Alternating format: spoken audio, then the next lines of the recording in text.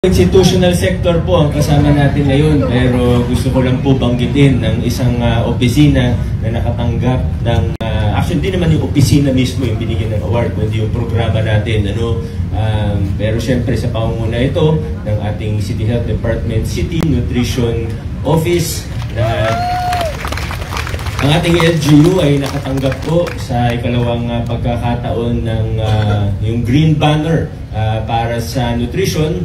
At ilan sa mga highlights pa po rito ay natanggap natin ng award o parangal para sa Best LGU in Nutrition Promotion and Nutrition Governance. Kaya congratulations po sa buo ng ating Local Nutrition Committee, ng Pasig City Nutrition Committee.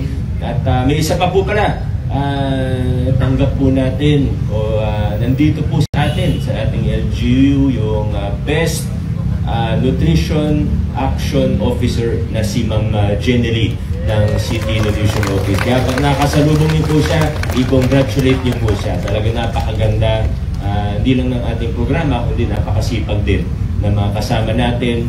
Pati yung tawag doon, Best Nutrition Scholar yata for the region ay galing din po sa ating opisina. Kaya muli po, congratulations sa Nutrition Office at sa ating lahat.